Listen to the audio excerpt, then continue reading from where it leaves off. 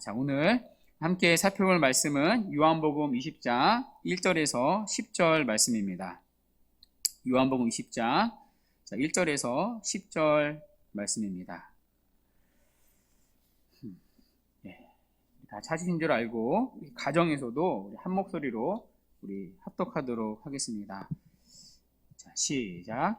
안식 후 첫날 일찍이 아득 어두울 때 막달라 마리아가 무덤에 와서 돌이 무덤에서 옮겨진 것을 보고 시몬 베드로와 예수께서 사랑하시던 그 다른 제자에게 달려가서 말하되 사람들이 주님을 무덤에서 가져다가 어디 두었는지 우리가 알지 못하겠다 하니 베드로와 그 다른 제자가 나가서 무덤으로 갈새 둘이 같이 다름질하더니 그 다른 제자가 베드로보다 더 빨리 달려가서 먼저 무덤에 이르러 구부려 세마포 놓인 것을 보았으나 들어가지는 아니하였더니 시몬 베드로는 따라와서 무덤에 들어가 보니 세마포가 놓였고 또 머리를 쌌던 수건은 세마포와 함께 놓이지 않고 딴 곳에 쌌던 대로 놓여 있더라.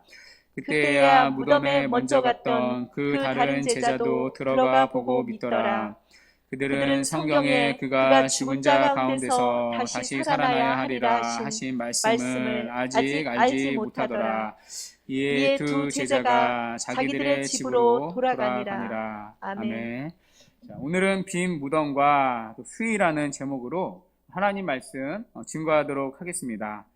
지난 시간 우리는 예수님의 장사되심을 살펴봤습니다. 그러니까 예수님은 십자가에 죽으셨죠. 또 죽으실 뿐만 아니라 무덤에 묻히셨습니다. 자, 그리고 오늘 본문이 시작됩니다. 자, 그런데 오늘 본문 1절에 보시면 우리말 성경에 번역되지 않는 헬라어 단어 하나가 있습니다. 자, 바로 이 데이라는 접속사입니다. 그러니까 데이는 이 그러나라는 뜻의 접속사입니다. 그러니까 오늘 본문은 그러나로 시작이 되는 거죠. 그러나 안식 후 첫날.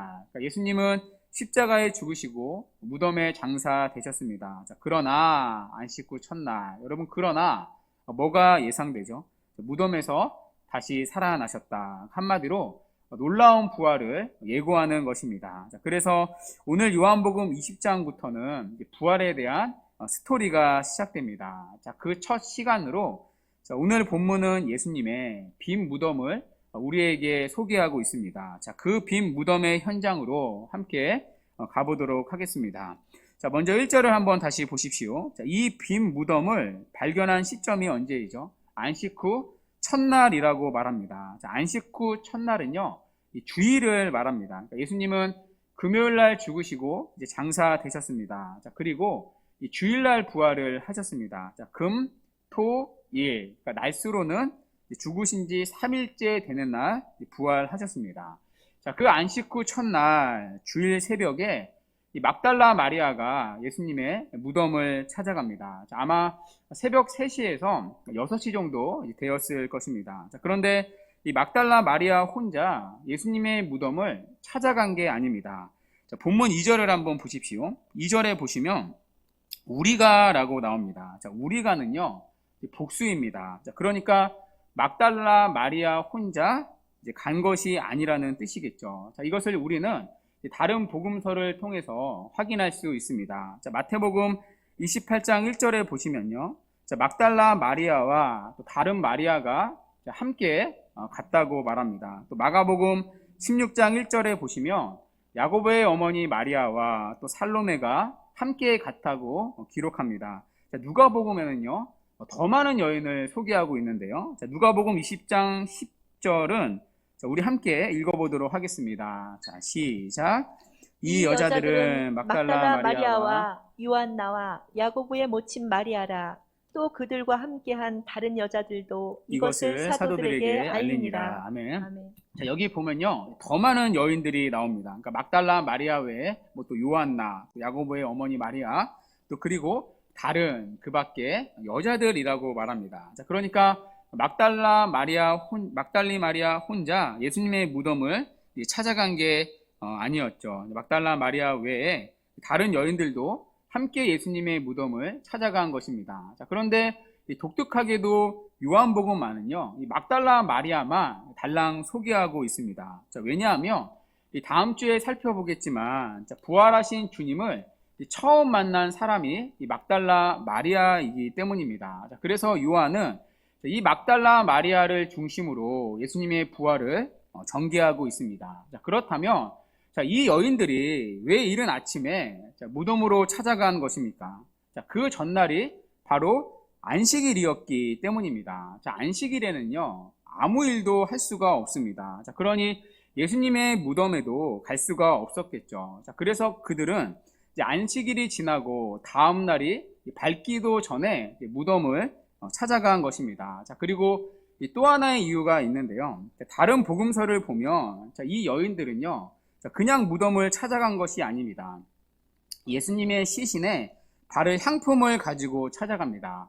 자, 물론 예수님의 시신은 이미 향품이 발려져 있습니다. 자, 우리가 지난 시간 살펴보지 않았습니까? 자, 이미 요셉과 니고데모는요, 예수님의 장례를 치렀습니다. 자, 그때 니고데모는 예수님의 시신에 바를 향품을 가지고 왔습니다. 자, 그것도 엄청난 양이었죠. 33kg나 되는 엄청난 향품을 예수님의 시신에 발랐습니다. 자, 그때 여인들도 다른 복음서를 보면 그 자리에 함께 있었다고 말합니다. 자, 그런데 그때 이 여인들은요, 예수님의 시신에 향품을 바를 시간이 없었습니다. 자, 아시다시피 예수님이 죽으신 시간은 금요일 오후 3시입니다. 자, 그런데 오후 6시부터는 안식일이 시작되죠. 자, 그러니까 3시간 안에 예수님의 시신을 장사해야 했습니다. 그러니까 시간이 굉장히 촉박한 거죠. 자, 먼저 시신을 장지까지 운반해야 합니다. 자, 시간이 걸리겠죠. 또 거기다가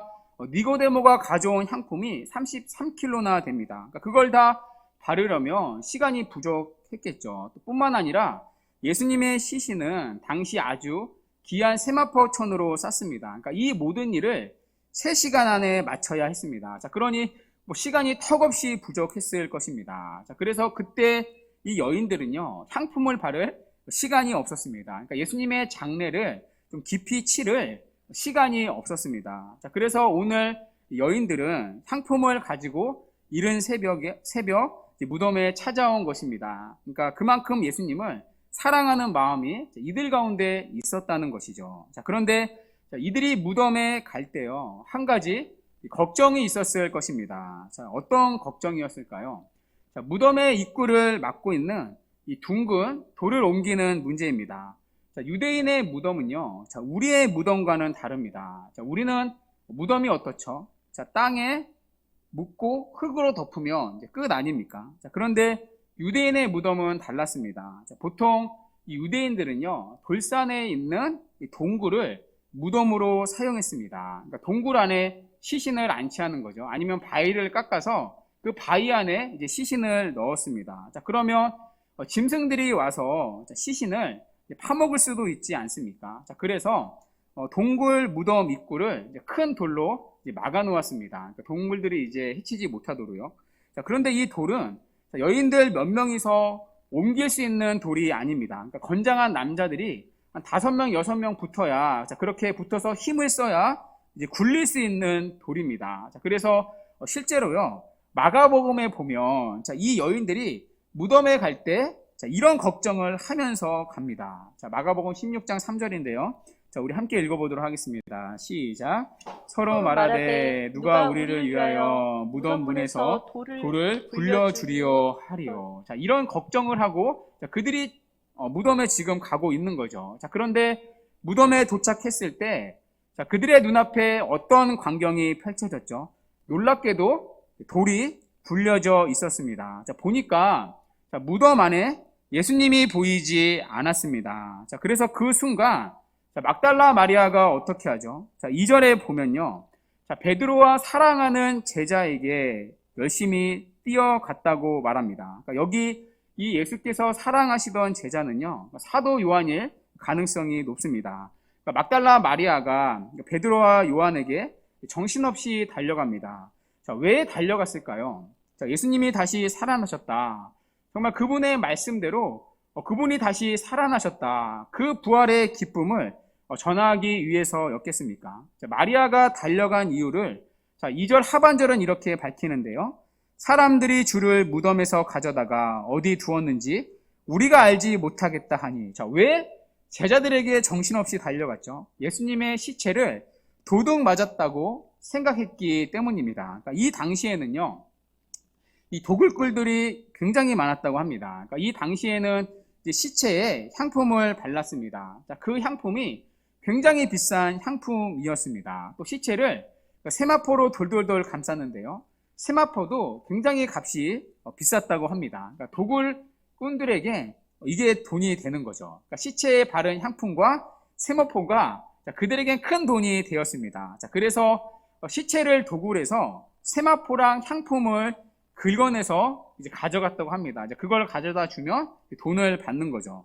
자, 더군다나 묻힌 지 얼마 안 된 시체는요, 이 도굴꾼들의 주된 타겟이었습니다. 자, 왜냐하면 묻힌 지 얼마 안 됐으니까 향품이 시체 안으로 흡수되지 않고 그만큼 긁어낼 향품이 많지 않습니까?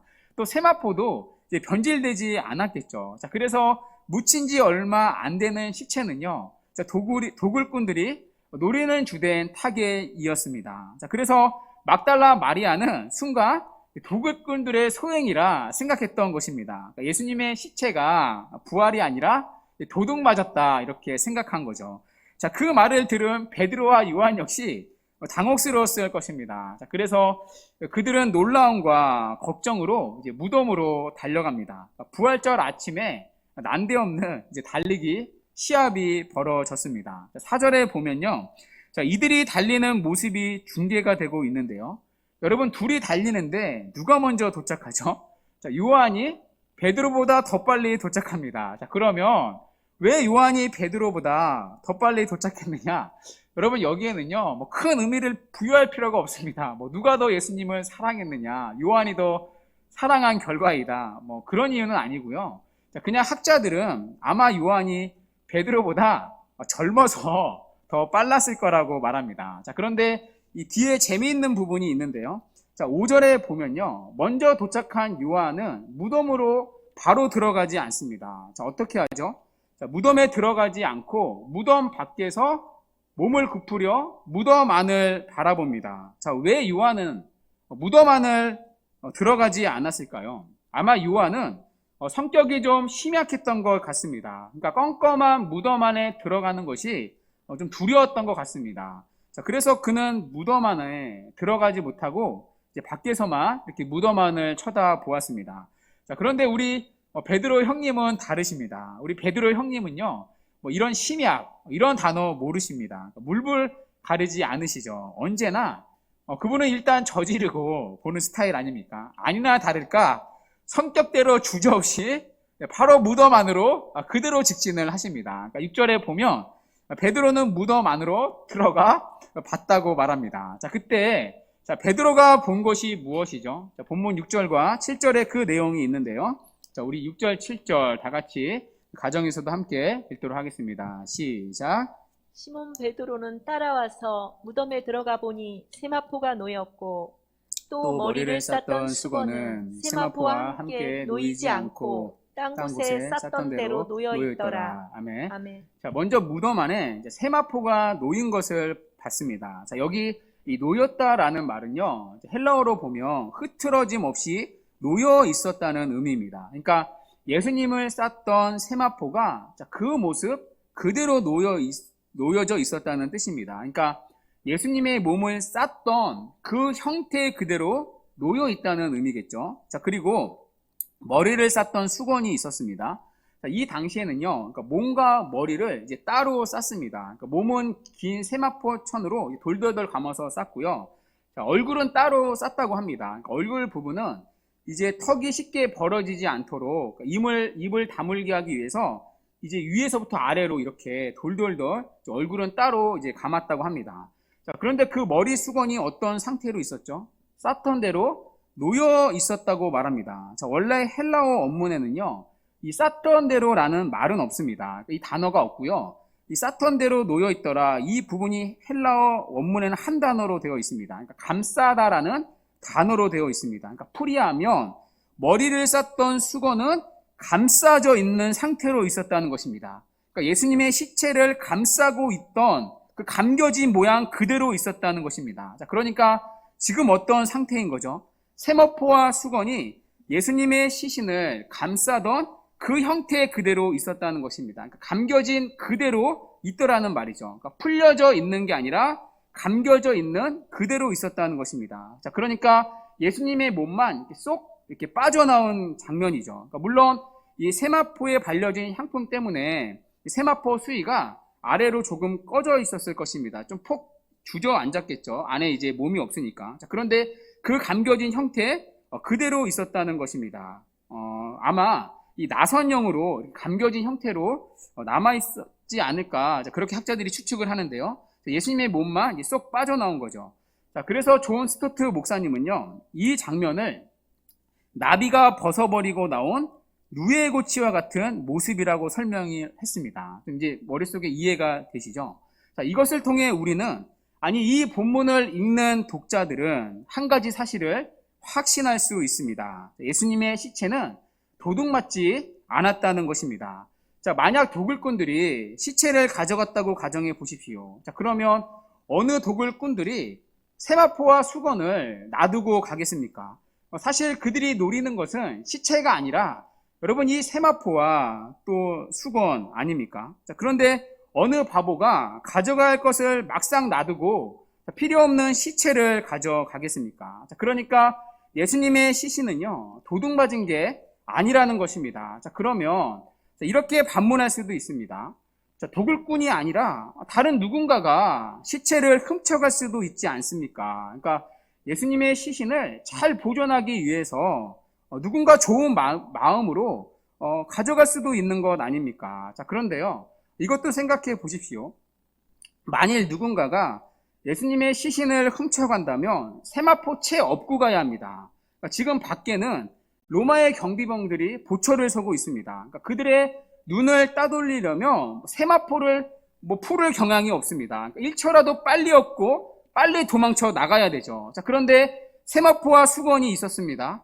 그것도 풀어 헤쳐진 상태가 아니라 감겨져 있던 그 형태 그대로 있습니다. 그러니까 예수님의 몸만 쏙 빠져나온 상태입니다. 그러니까 누군가가 예수님의 수의를 벗긴 것이 아니라 예수님의 몸이 수의로부터 마치 증발하듯이 빠져나온 것입니다. 자, 그러므로 어떤 동기이든 예수님의 시체는 결코 도둑맞지 않았다는 것입니다. 그러니까 예수님은 말씀 그대로 부활하셨다는 것입니다. 그러니까 이것 말고는 여러분 이 장면을, 이 현장을 도저히 설명할 수가 없습니다. 자, 그런데요, 자, 베드로는 이 예수님의 부활을 눈치채지 못합니다. 그러니까 샅샅이 무덤 안을 보고도 깨닫지 못합니다. 자, 그러나 요한은 달랐습니다. 자, 요한은 어떻죠? 자, 우리 본문 8절 우리 함께 읽도록 하겠습니다. 본문 8절 시작. 그때야 무덤에 먼저 갔던 그 다른 제자도 들어가 보고 믿더라.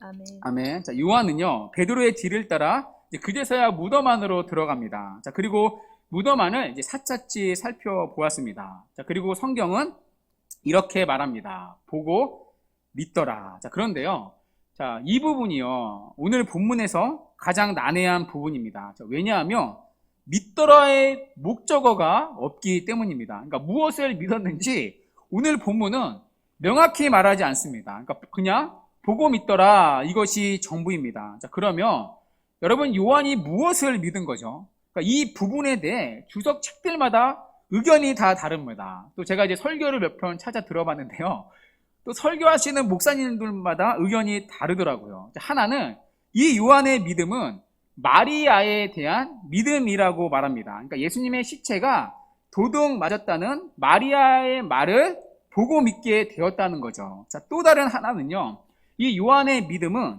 예수님의 부활을 믿은 믿음이라고 말합니다. 그러니까 예수님이 부활하셨다는 사실을 들어가 보고 그제서야 믿게 되었다는 거죠. 자, 여러분은 어느 입장에 맞다고 생각이 되십니까? 여러분이 이 본문을 읽으실 때 이 믿음을 어떤 믿음이라고 여러분은 생각을 하셨습니까? 자, 요한은 마리아의 말을 믿은 걸까요? 아니면 예수님의 부활을 믿은 걸까요?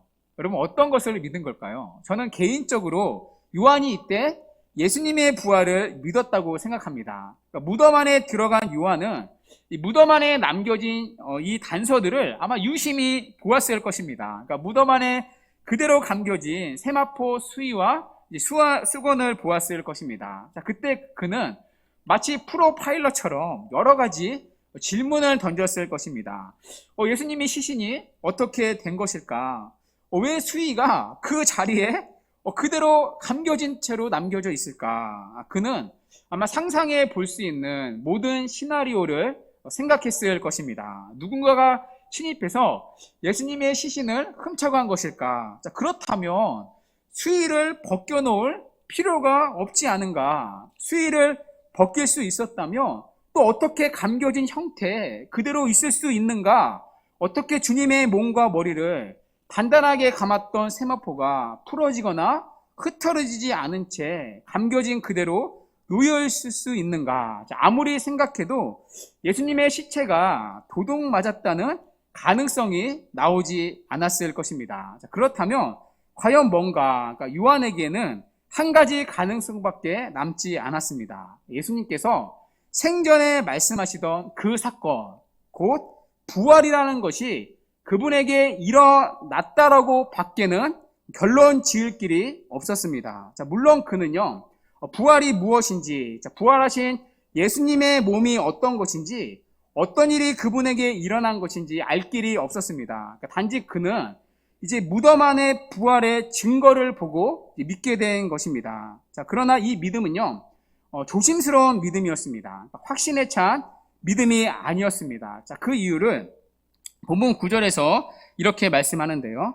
자, 그들은 성경에 그가 죽은 자 가운데서 다시 살아나야 하리라 하신 말씀을 아직 알지 못하더라. 자, 여기 성경은 구약 성경을 말합니다. 그러니까 아직 요한은요, 구약 성경이 말하는 부활에 대한 온전한 지식을 알지 못했다는 것입니다. 그러니까 구약 성경이 말하는 부활에 대한 말씀을 알고 믿은 믿음이 아니라는 것입니다. 그러니까 말씀에서 연유된 믿음이 아니라는 것이죠. 그러니까 말씀으로 확증 짓는 온전한 믿음이 아니었다는 것입니다. 그러니까 물론 요한의 믿음은요, 참된 믿음이었습니다. 그러니까 성령 하나님께서 그의 마음에 부활을 믿는 믿음의 씨앗을 심어 놓으신 것입니다. 자, 그러나 그의 믿음의 근거는 말씀이 아니라 무덤에서 본 증거였습니다. 그러니까 그는 무덤 안에 놓여진 부활의 증거를 보고 믿은 믿음이지 말씀으로 확증된 믿음은 아니었습니다. 그러니까 아직까지 요한은요, 요한의 보고 믿은 이 믿음은 확신이 없는, 자신이 없는 믿음에 불과했습니다. 그러니까 막 시작된 믿음이었다는 거죠. 자, 그래서 본문 10절은 이렇게 말하는데요. 이에 두 제자가 자기 집으로 돌아가니라. 자, 여러분, 이 10절 때문에요, 요한이 예수의 부활을 믿은 것이 아니라고 말하는 분들이 계십니다. 그러니까 그분들의 근거가 10절인 거죠. 자, 만약 요한이 예수님의 부활을 믿었다면 어떻게 집으로 돌아갈 수 있느냐? 그 자리에서 기뻐하고 하나님을 찬송해야 하지 않겠느냐? 아니면 다른 제자들에게 빨리 가서 전화해야 하지 않겠느냐? 왜 집으로 돌아갔느냐? 이거 요한이 가진 허탈감의 표현 아니겠느냐? 자, 이 모습은 부활을 믿은 사람의 모습이 아니라는 것입니다. 자, 그러나 우리가 간과해서는 안 되는 사실이 있습니다. 바로 9절의 말씀인데요. 아직까지 요한의 믿음은요, 말씀으로 확증된 믿음은 아니었다는 것입니다. 그러니까 그는 아직까지 확신이 없었습니다. 자, 그래서 그는 확실히 판명 날 때까지 굉장히 조심스러웠을 것입니다. 자, 요한의 성격 자체가 우리가 좀 전에 살펴본 대로 베드로와 달리 좀 소심하고 굉장히 이렇게 신중한 성격 아닙니까? 자, 그래서 요한은요, 부활하신 주님을 내가 직접 보기 전까지는 신중하게 입을 다물었을 것입니다. 자, 그리고 만일 여러분 요한이 예수님의 부활을 전했다고 생각해 보십시오. 여러분, 제자들이 쉽게 믿었겠습니까? 아마 다른 제자들은요, 굉장히 회의적인 반응을 보였을 것입니다. 뭐지? 실제로 주님의 부활을 목격한 자들이 제자들에게 그 부활을 전하자 여러분, 그들이 믿지 못하지 않습니까? 그러니 확신이 없던 요한의 입장에서는요, 더더욱 전하는 게 조심스러웠을 것입니다. 그러니까 이런 이유들로 요한은 부활하신 주님을 직접 보기 전까지는 신중하게 기다렸을 것입니다. 자, 그리고 이제 남은 20장의 본문을 통해서 요한을 비롯한 다른 제자들은요, 부활하신 주님을 만나게 될 것입니다. 자, 그런데 그들도 요한과 마찬가지로 말씀에 대한 깨달음 이전에 부활하신 주님을 먼저 만나보면서 참된 믿음을 가지게 될 것입니다. 자, 그리고 이 시작된 믿음은 하나님의 말씀에 의해 확증되고 더 큰 확신으로 그들을 이끌어가게 될 것입니다. 자, 그것을 우리는요, 오순절 성령 강림을 통해 이제 확인할 수 있습니다. 자, 이렇게 오늘 우리는 예수님의 빈 무덤의 모습을 살펴보았습니다. 자, 이 모습을 통해 우리가 알 수 있는 중요한 사실이 있습니다. 자, 예수님의 부활한 몸은요, 이전의 몸과는 달랐다는 것입니다. 자, 그렇죠. 자, 오늘 예수님은 수의를 벗으시고 나오신 게 아닙니다. 자, 정확히 얘기하면 마치 수의로부터 증발하듯이 빠져나오셨습니다. 그러니까 자신을 감싼 수의를 공기처럼 빠져나오신 거죠. 자, 무엇을 알 수 있습니까?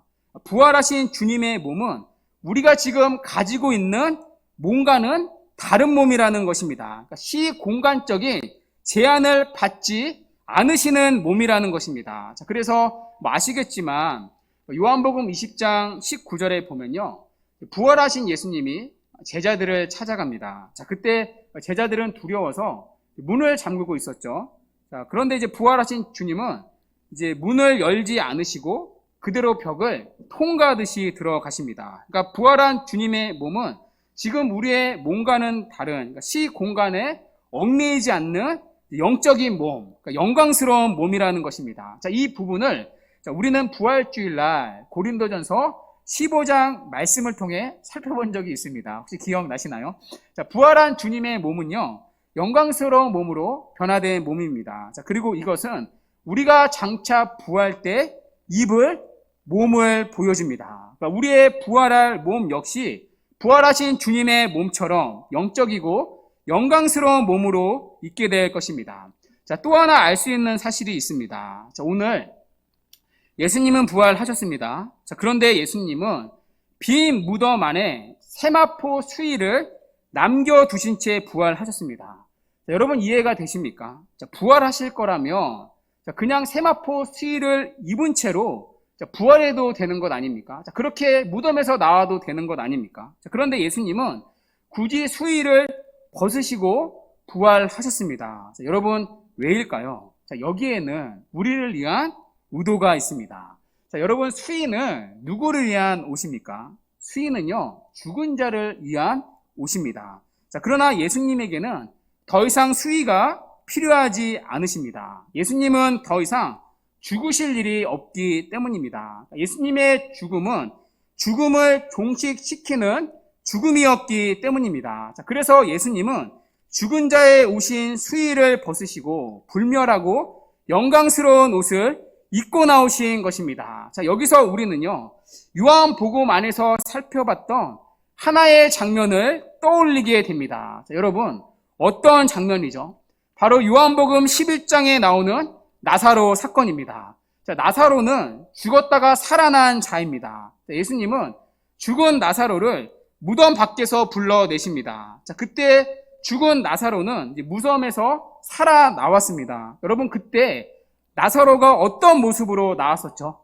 수의를 입은 채로 나왔습니다. 기억나십니까? 자, 그래서 예수님은 주변 사람들에게 그가 다닐 수 있도록 수의를 풀어주라고 하셨습니다. 자, 그러나 오늘 주님은 수의를 벗으시고 부활을 하셨습니다. 그러니까 지금 요한은요, 요한복음 안에서 이 두 개의 장면을 나란히 비교하는 것입니다. 자, 나사로는 다시 살아났지만 수의를 입고 살아나왔습니다. 왜냐하면 나사로는 다시 죽어야 했기 때문입니다. 여전히 그는 죄와 죽음의 영향력 아래에 있었기 때문입니다. 자, 그래서 그는 실제로 다시 죽었습니다. 그러니까 이런 면에서 엄밀히 나사로는요, 부활한 것이 아닙니다. 나사로는 다만 일종의 신유를 경험한 것입니다. 자, 그러나 오늘 부활하신 주님은 다르다는 것입니다. 부활하신 주님은 수의를 벗고 나오십니다. 왜냐하면 그분은 더 이상 죽음을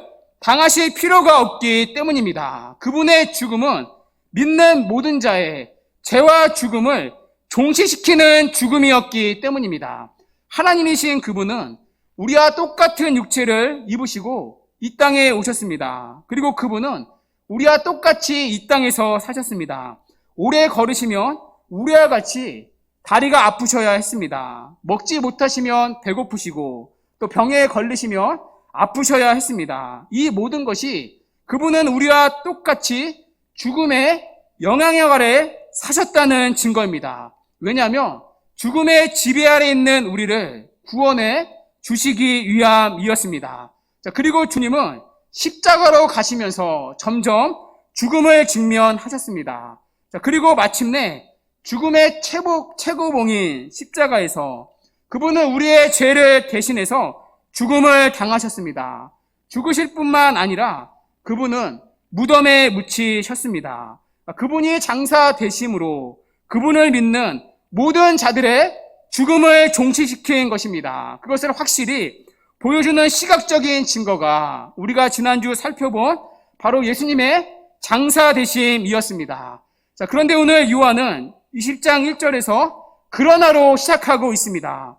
죽으시고 장사 되신 주님은 그러나 다시 무덤에서 살아나셨다는 것입니다. 자, 그런데 그분은 단순히 나사로처럼 살아나신 게 아니라 죽음의 지배로부터 완전히 바깥으로 나오셨다는 것입니다.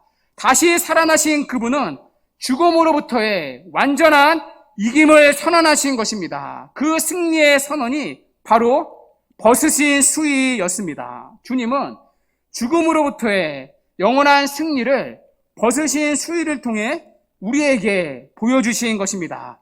자, 그리고 만일 우리가 그리스도를 믿음으로 말미암아 그분과 연합되어 있다면 여러분, 우리에게도 더 이상 수위가 필요하지 않습니다.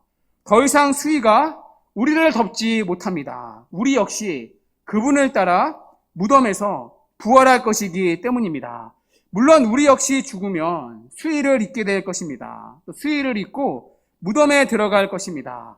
자, 그러나 믿는 우리에게는 더 이상 수위가 아무런 의미가 없습니다.